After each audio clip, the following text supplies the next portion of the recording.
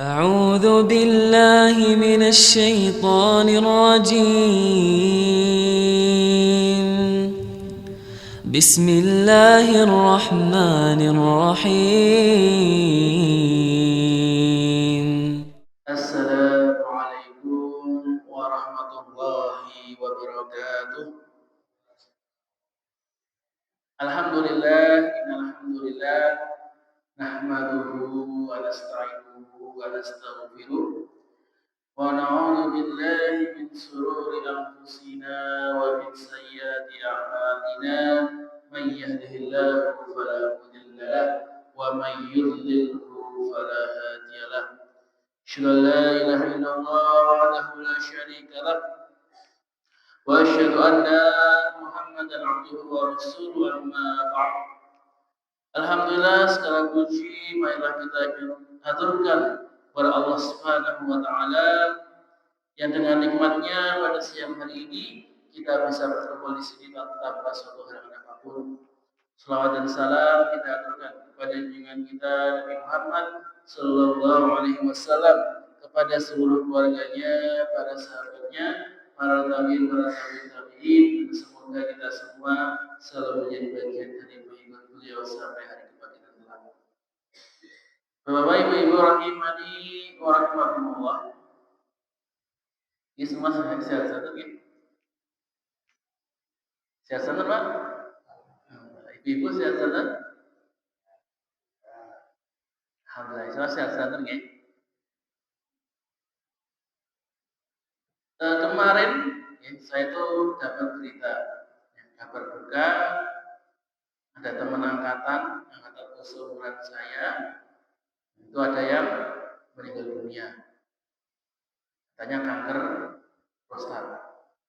Seumuran keluarga mereka 28. Kemarinnya lagi ada alumni Darul Arqam lulusan 2023 itu yang berarti umurnya masih 19-an. Sama meninggal juga karena paru-paru. Belum lama juga ada ya di Pucakwangi, Pak Gruyo, di daerah Pak Gruyo, MTS kelas 1 kecelakaan motor sampai meninggal dunia.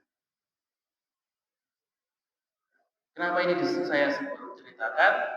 Karena ini adalah beberapa musibah, cobaan yang tidak hanya menimpa mereka, tapi juga bisa menimpa kita.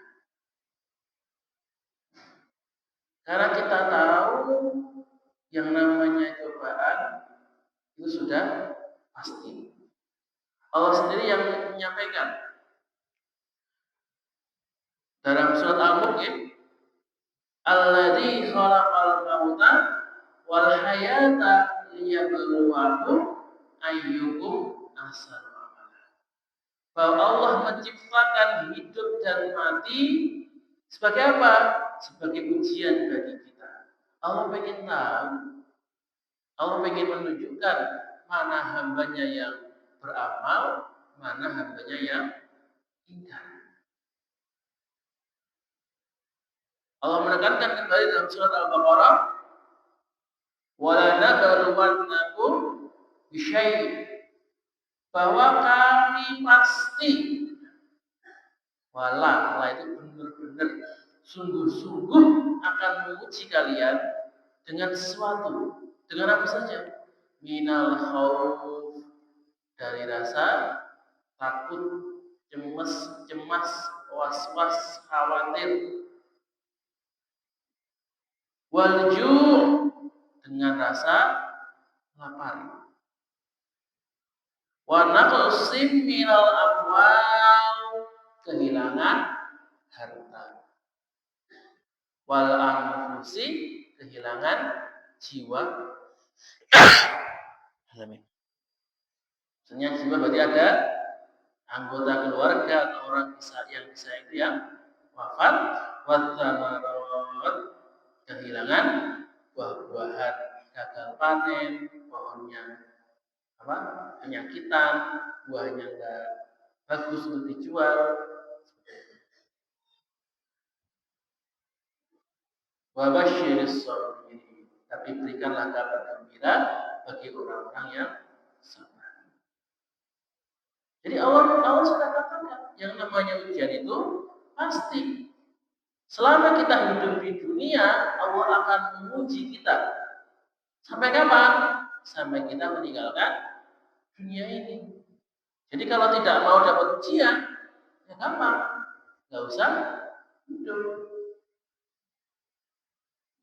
Orang mati nggak akan diuji. Tapi selama kita masih hidup, harus siap-siap menghadapi ujian yang Allah berikan. Dan ini untuk berlaku untuk semua manusia, baik orang kafir maupun orang mukmin.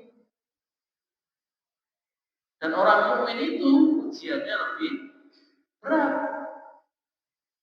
Allah terangkan, am hasibtum an tadkhulul jannata. Apakah kamu mengira kamu akan masuk surga? Walamma ya'tikum mathalul ladzina khalu min qablikum. Padahal belum datang kepadamu ujian yang sudah menimpa orang-orang sebelum kamu. Masadhumul ba'sa wad dharra, bahwa mereka ditimpa dengan kesusahan dan kesulitan. Wazulzilu, dan mereka diguncangkan dengan masalah tersebut. Hatta yaqula rasul walladzina amanu ma'ahu mata nasrullah. Saking besar cobaannya sampai-sampai Rasulullah dan orang-orang yang beriman yang bersama Rasulullah, para sahabat itu berkata, di mana pertolongan Allah? Jadi ketika Allah memberikan ujian, itu benar-benar menguji batas kesabaran kita. Bahkan tadi Rasulullah saja ketika diuji sampai bertanya, ini kok Allah ujiannya berat banget. Mana Allah? Mana pertolongannya? Maka ujian kita merasa hidup kita berat, banyak ujian, banyak musibah, itu wajar. Karena kalau kita mau masuk surga, surga itu tidak gratis. Ya. Surga itu tidak cuma-cuma, nggak ada ceritanya kita leha-leha, nyantai-nyantai kemudian masuk surga. Nggak bisa kayak yang pepatah paling terkenal, pepatah orang-orang yang paling sering mengatakan muda kaya raya, tua foya-foya, mati masuk surga. Benar banget itu deh. Ya. Kalau surga mengatakan pasti yang mau masuk surga, Allah akan berikan ujiannya. Semakin besar pahalanya, semakin besar kesabarannya, maka semakin besar pula pahalanya, dan semakin tinggi pula kedudukannya di surga. Tapi syaratnya apa? Tadi, wa basyirus sabirin. Harus menjadi orang-orang yang sabar. Maka kita harus belajar bagaimana cara sabar. Karena sabar itu mudah di teori tapi susah di praktek. Disuruh sabar, kamu harus sabar, kamu harus sabar. Nah, gimana caranya? Itu kita harus belajar dari sekarang. Supaya apa? Supaya ketika mendapatkan musibah, sabar itu bisa kita terapkan. Karena kita tidak tahu cobaan itu akan datang kapan. Musibah itu tidak pernah ulur-ulur, tidak pernah permisi, tidak pernah tanya-tanya dulu. Datangnya selalu datang secara tiba-tiba. Maka jangan sampai kalau ketika cobaan datang, kita tidak siap, kita belum tahu caranya untuk bersabar, itu cobaannya bukannya malah mendatangkan pahala, malah membawa dosa. Ya, ini seperti kata pepatah ya, sudah jatuh tertimpa tangga, dosanya double jadinya. Sudah dapat kena musibah, ya kehilangan harta, kehilangan nyawa, kehilangan yang lainnya. Karena dia tidak sabar, dapat dosa pula. Ya, jadinya double rugi.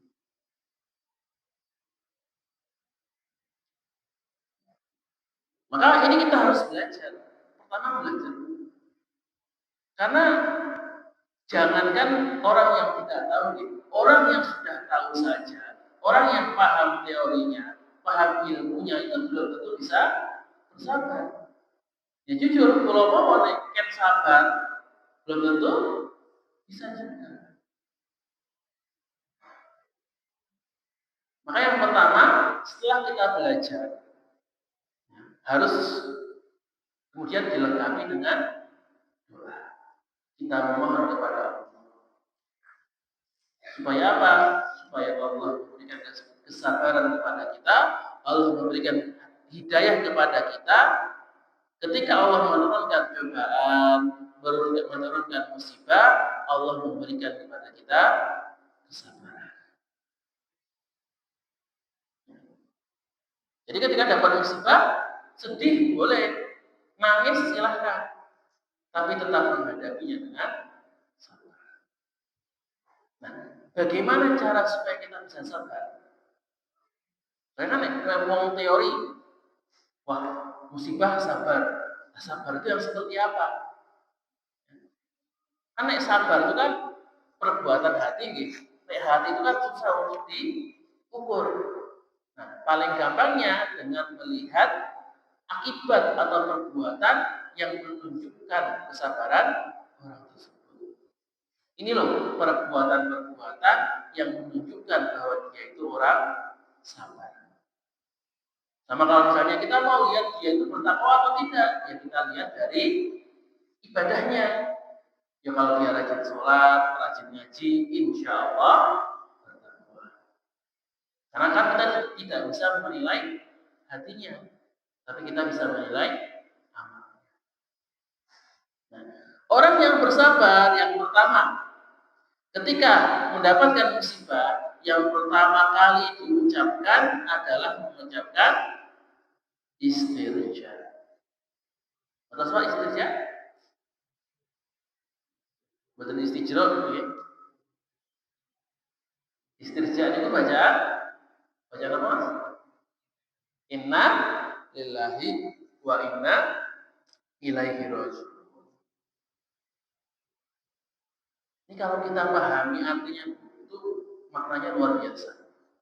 Ini merupakan benar-benar dasar dari sebuah kesabaran.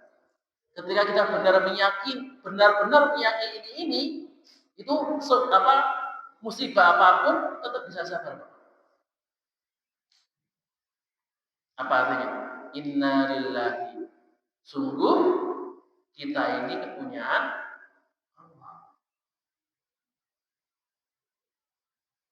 Jadi segala sesuatu yang kita punya itu sejatinya milik Allah Ta'ala.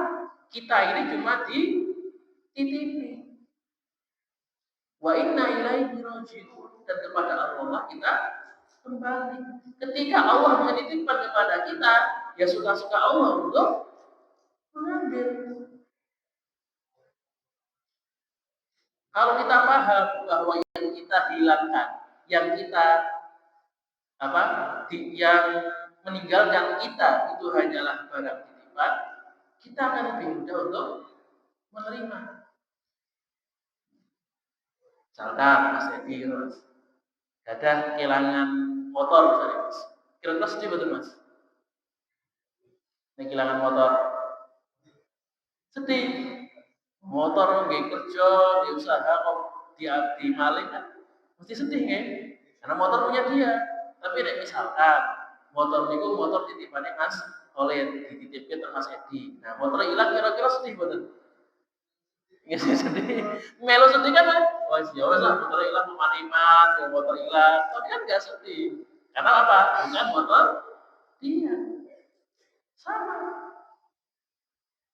Ketika Allah mengambil harta kita, Allah mengambil keluarga kita, itu kita yakini bahwa mereka itu sejatinya milik Allah, dan Allah berhak untuk mengambil titipannya kapan saja, maka kita bisa lebih mudah menerimanya. Tadi cuma titipan. Jadi sejatinya itu kita tidak punya apa-apa.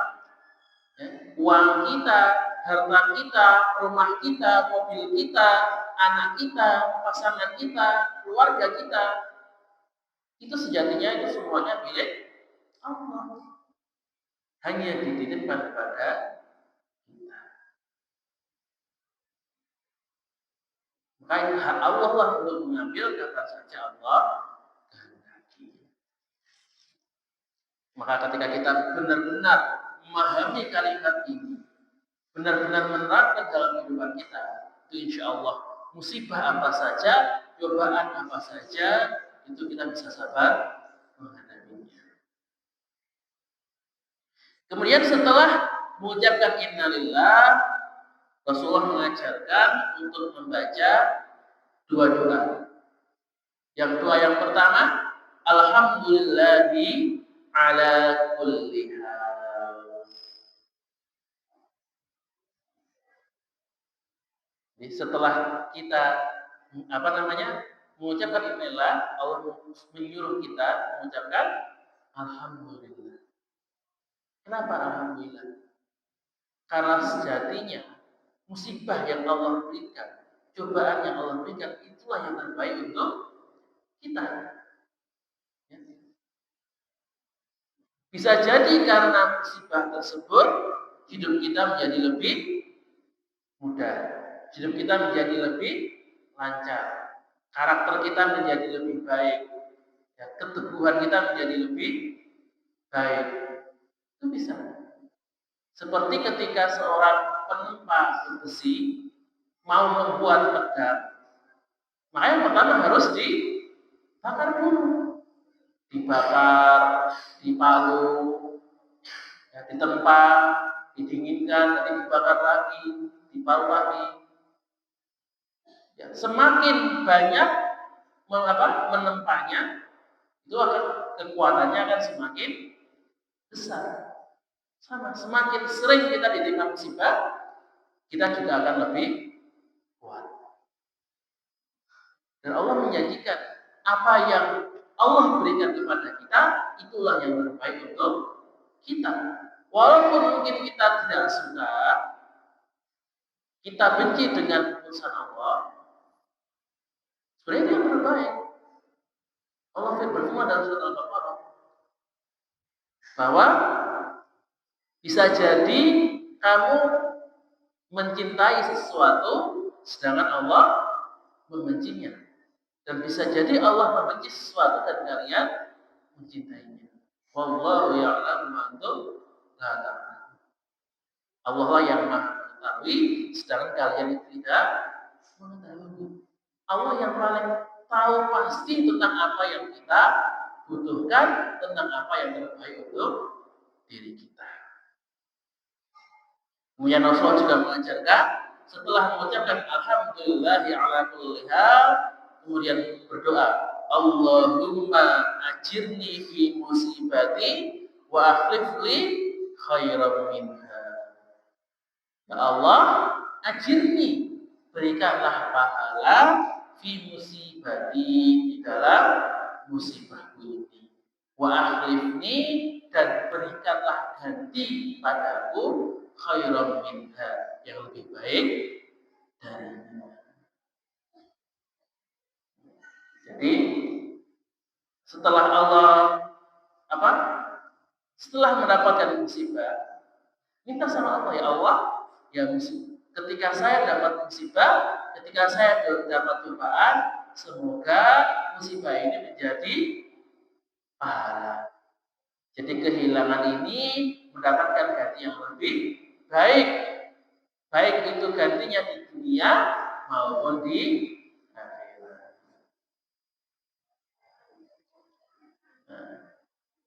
Nah, jamaah rahimani wa rahimakumullah.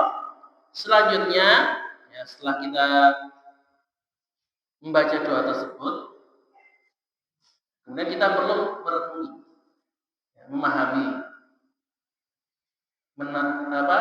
memahamkan dalam hati kita bahwa yang namanya musibah adalah takdir, sudah dicatat sama Allah.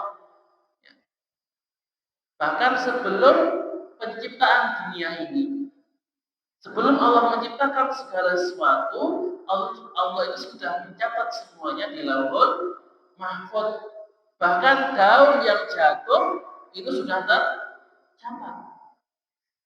Ya. Daunnya ini jatuh kapan, jatuhnya karena apa, jatuhnya di mana, nanti setelah jatuh akan busuk atau kena angin atau kena apa, itu semuanya sudah tercatat.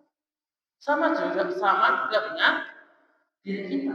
Apa yang menimpa kita, apa yang kita alami, itu semuanya sudah dicatat. Dan ini tidak bisa dihindari. Allah katakan sendiri, ketika sudah datang takdirnya, sudah datang perjanjian Allah, ketentuan Allah, la yastaqdimuna sa'atan wa la yastakhirun. Mereka nggak bisa memajukan, nggak bisa juga mengakhirkan. Ya kita bisa apa? Kan kita nggak bisa apa-apa. Kita tidak bisa merubahnya, kita tidak bisa mengendalikannya. Maka apa yang bisa kita lakukan? Ya tinggal ketika kita paham bahwa kita tidak bisa menghindari kejadian tersebut, nah yang kita ubah adalah bagaimana sikap kita, bagaimana cara kita untuk menghadapi musibah tersebut. Kemudian yang ketiga, kita perlu pahami bahwa bisa jadi musibah itu lebih baik bagi kita. Jadi ya, baru ingat ayatnya. Wa asa an takrahu syai'an wa huwa khairul lakum wa asa an tuhibbu syai'an wa huwa syarrul lakum. Bisa jadi kenikmatan itu yang kamu sukai itu adalah buruk bagimu. Ya, kita suka dapat uang, kita suka jadi orang kaya, kita suka punya rumah. Bisa jadi hartanya itu malah buruk bagi kita. Kenapa? Bikin kita sombong, bikin kita malas beribadah, bikin kita nggak pergi ke masjid. Kita senang, tapi itu buruk bagi kita. Kebalikannya juga sama. Bisa jadi kita membenci sesuatu. Ya. Kita tadi benci musibah, benci cobaan, kita benci jadi orang miskin, kita benci jadi orang susah, kita benci gak punya apa-apa. Tapi bisa jadi itu yang terbaik bagi kita. Kenapa? Karena ketika kita mendapatkan musibah, itulah di mana kita itu selalu dekat dengan Allah Ta'ala. Selalu rajin beribadah, rajin berdoa, rajin memohon. Maka tadi terkadang yang namanya kebaikan itu tidak kita sadari. Apa yang bagus untuk kita, apa yang baik untuk kita itu tidak kita sadari. Maka apapun yang menimpa kita, apapun yang kita alami, kita harus selalu husnudzon sama Allah. Ya. Kita harus nerima, ya. Harus paham bahwa nanti apapun yang Allah berikan itu yang terbaik. Maka kalau kita mau dapat hasilnya, jadi Allah itu punya rencana untuk kita, punya skenario untuk kita. Jadi kalau kita kan hidup kita itu ibarat sinetron. Allah itu sudah ada skenario nya, sudah ada alur ceritanya. Kalau kita mau dapat cerita yang happy ending, yang akhirnya bahagia, ya harus dirunut dari awal sampai akhir. Sama kayak kalau kita nonton sinetron ya Pak, kan ada awal, nanti ada apa susah-susahnya, ada perjuangannya, baru ada bahagianya. Awal juga seperti kalau kita mau tahu hasilnya seperti apa, mau apa kebaikan yang Allah berikan itu seperti apa, ya kita juga harus ikuti cerita yang sudah Allah tentukan. Kalau kita tidak sabar, kita nggak mau terima, nggak mau ikutin jalurnya, malah nabrak kemana-mana. Harusnya disuruh ke kanan malah ke kiri, disuruh ke depan malah balik kanan. Yang nggak akan menemukan hasil baiknya, malah akan terjebak di dalam kesalahan tersebut. Yang harus kita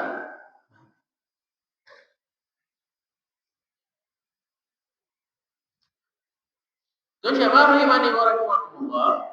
Yang keempat, kita perlu pahami bahwa yang namanya musibah itu mempunyai dua fungsi. Fungsinya apa? Yaitu mengangkat derajat kita dan menghapuskan dosa-dosa kita.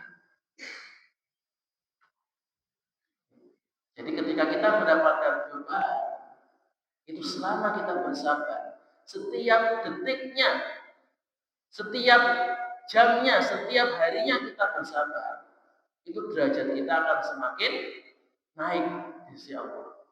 Dosa kita itu akan semakin habis.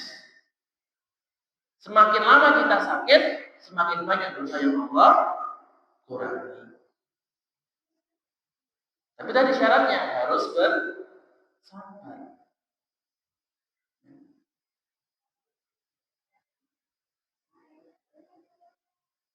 Dan kemudian yang kelima, nah ini, jangan pernah mengeluh kepada manusia. Orang yang sabar itu adalah orang yang nggak pernah ngedumel, yang nggak pernah, ya bukan nggak pernah, tapi tidak sering-sering curhat, dikit-dikit curhat, dikit-dikit laporan, dikit-dikit ngomel, nah, seperti itu. Orang yang sabar, ngomelnya sama Allah, curhatnya sama Allah. Karena kalau curhat sama Allah, insya Allah dijawab. Insya Allah ngasih solusi. Kalau curhat sama manusia gimana? Bukannya malah ada solusi, kadang malah nambah masalah. Dia curhat, temannya curhat, sama-sama curhat, nggak ada yang punya solusi, malah jadi double masalahnya. Tapi kalau sama Allah, ya, Nabi Yakub pernah berkata, qala innama ashku bathi wa husni ilallah. Hanya kepada Allah lah aku mengadukan kesusahan dan kesedihan. Dalam doa setiap malam, ya ketika malam tahajud, ya ketika setelah sholat tahajud, mohon sama Allah, ya Allah, aku ada masalah, aku ada cobaan, aku ada seperti ini, aku putus seperti ini. Minta sama Allah, mengadu sama Allah, curhatlah sama Allah. Karena kalau curhat sama Allah, Allah pasti ada solusi. Allah akan memberikan jalan keluar kepada kita. Selama kita bertakwa, kita tawakal kepada Allah, yaj'al lahu makhrajan. Allah akan menjadikan kepada kita jalan keluar. Dari mana jalan keluarnya? Wa yarzuqhu min haitsu la yahtasib. Allah memberikan rezeki dari arah yang tidak disangka.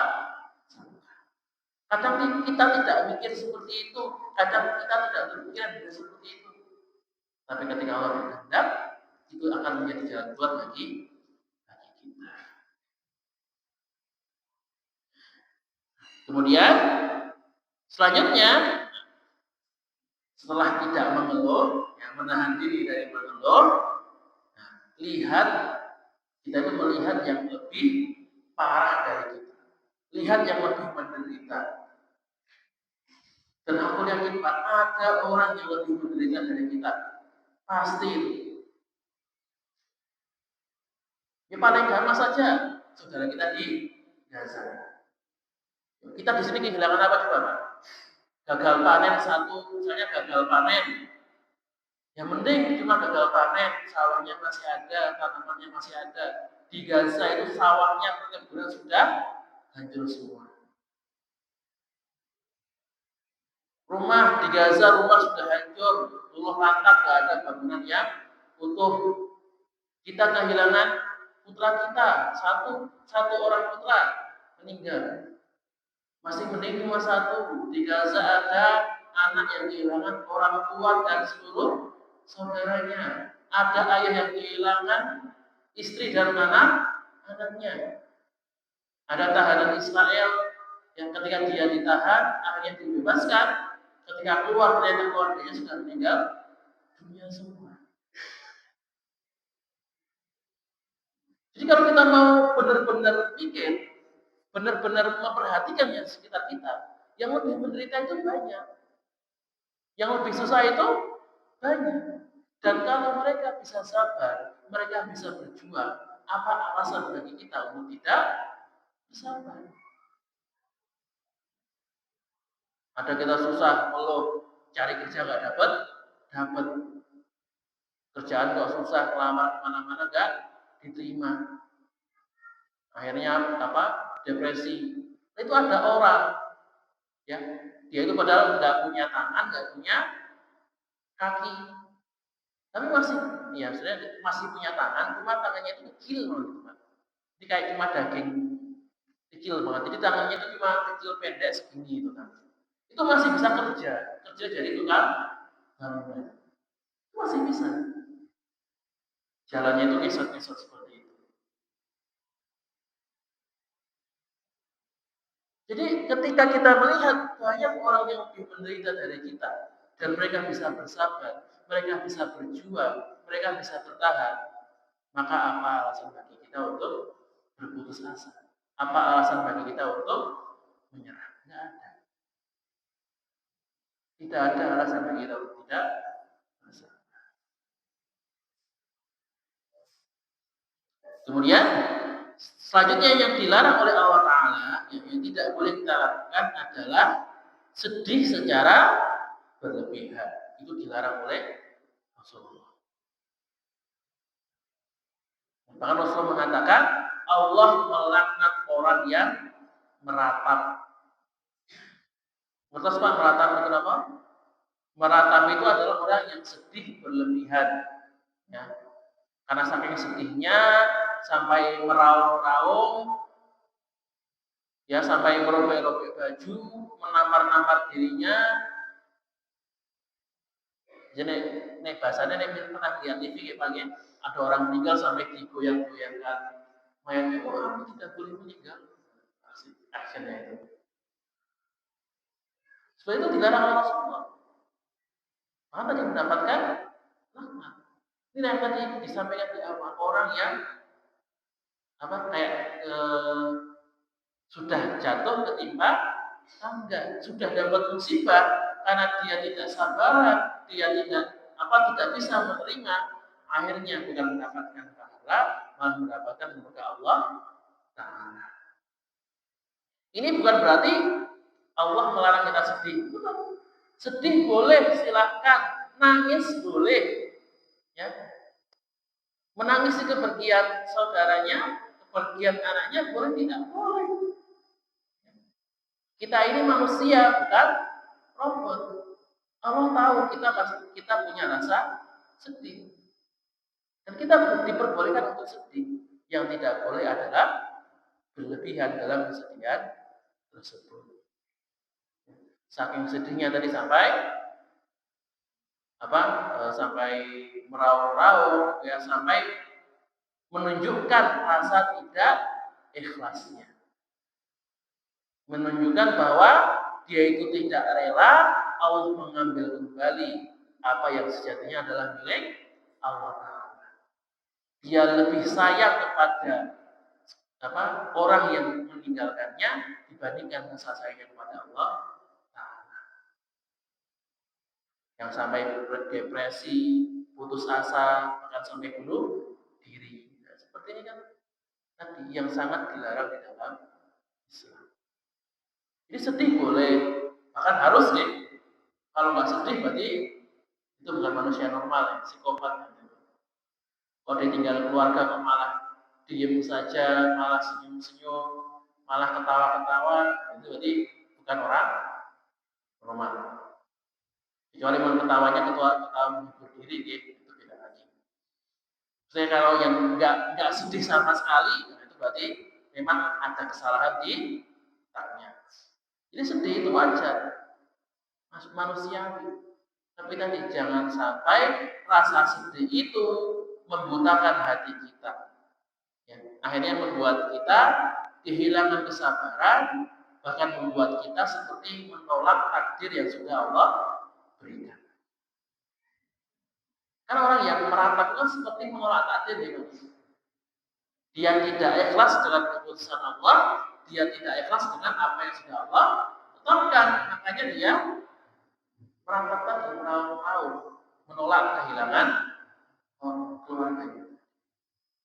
Kalau dia ikhlas, ya sudah sedih, disayang orangnya, mungkin mengatakan inna lillahi wa inna ilaihi raji'un. Nah, kamu itu milik Allah, Pak, panjenengan milik Allah Ta'ala. Karena sudah dipanggil, berarti memang waktunya kembali kepada Allah. Kami sedih, iya. Kami merasa kehilangan, iya. Tapi rasa kehilangan ini kami tutup dengan keikhlasan, merelakan engkau kembali kepada Allah. Ini siapa rahimani wa rahimakumullah. Nah, kemudian ketika yang terakhir ya, ketika kita mendapatkan musibah, mendapatkan cobaan, harus berusaha mencari solusinya.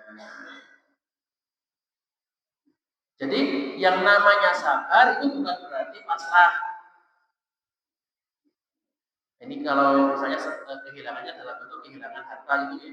Bukan berarti nerimo saja, bukan berarti diam saja, betul. Yang namanya sabar yaitu menerima kemudian berusaha mencari solusinya. Kita dikenai ujian, misalnya cobaan, motornya hilang. Ya sudah, kita sabar. Ya sudah hilang. Allah sudah menakdirkan hilang, tapi juga berusaha. Jadi kalau ketika hilang, kita coba lapor polisi, kita coba cari pelakunya, cek CCTV, cek siapa yang lihat. Misalnya kena gagal panen, ya sabar, menerima. Tapi kemudian kita juga nyari solusi. Ini kok kenapa gagal panen?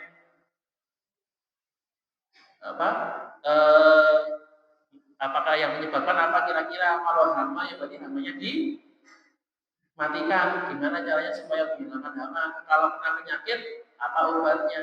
Itu berusaha kita cari. Misalnya keluarganya ada yang kena musibah sakit. Ini musibah meninggal dunia kan gak ada solusi ya Pak ya? Yang meninggal dunia solusinya dikubur.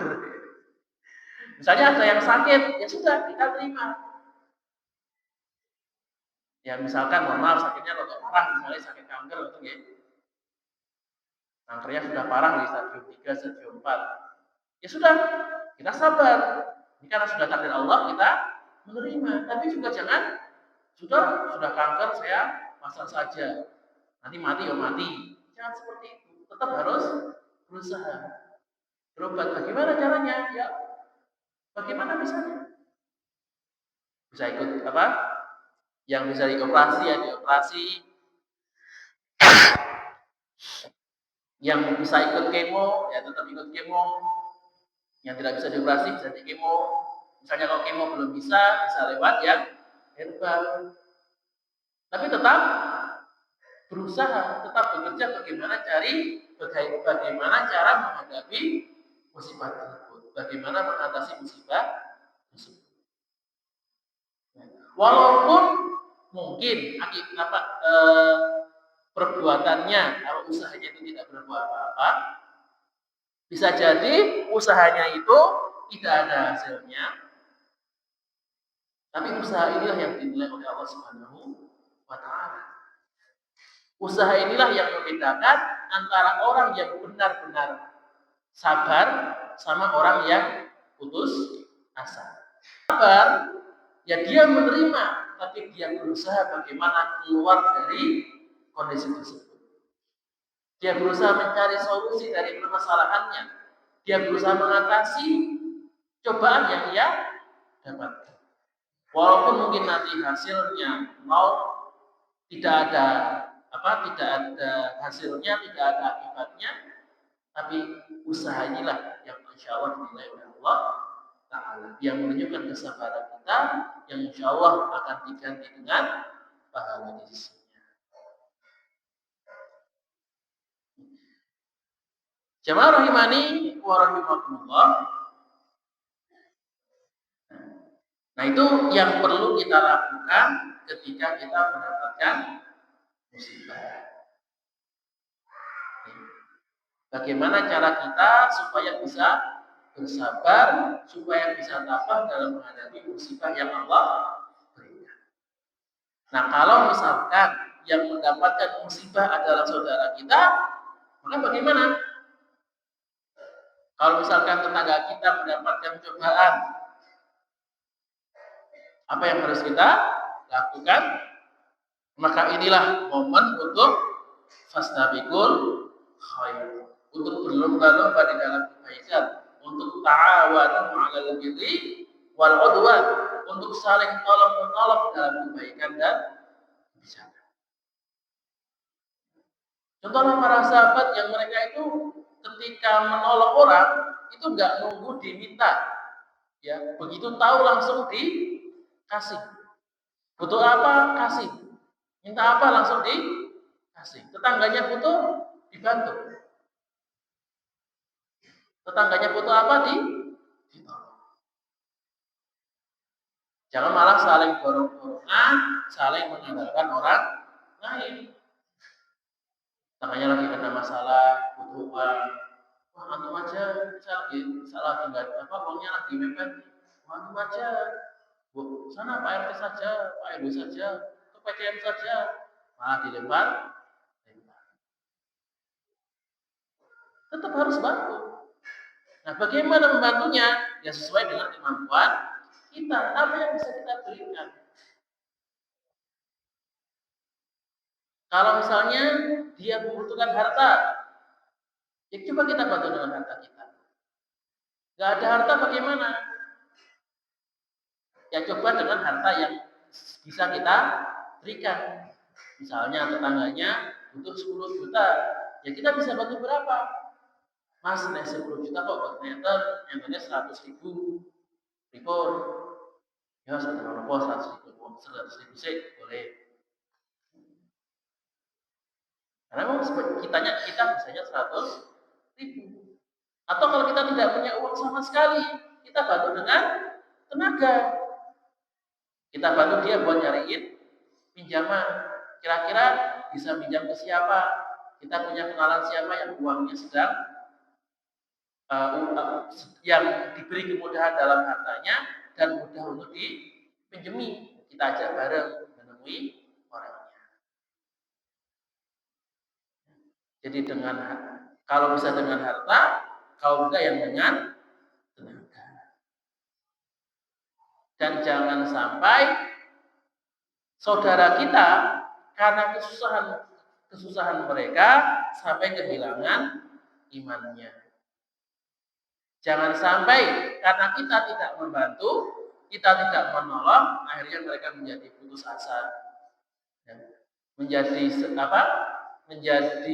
tidak sabaran, akhirnya malah kufur sama Allah Ta'ala. Ini jangan sampai. Dan menghilangkan kesulitan ini, Bapak Ibu semua, ini derajatnya, keutamanya sangat luar biasa. Ya. Rasulullah SAW bersabda, barang siapa yang menghilangkan kesusahan saudaranya, yang menghilangkan kesulitan saudaranya di dunia, maka Allah akan menghilangkan kesulitannya di akhirat. Maka semakin banyak orang yang kita bantu, maka itu akan menjadi wasilah kita, menjadi pembantu kita yang akan menolong kita nanti di hari kebangkitan. Jamaah imani wa rahimakumullah, itu sekalian yang bisa saya sampaikan pada siang hari ini. Sebelum saya tutup, ada pertanyaan terlebih dahulu. Ibu.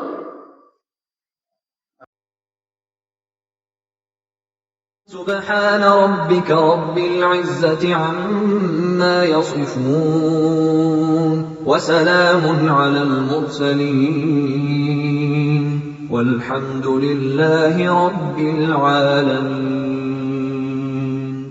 صدق الله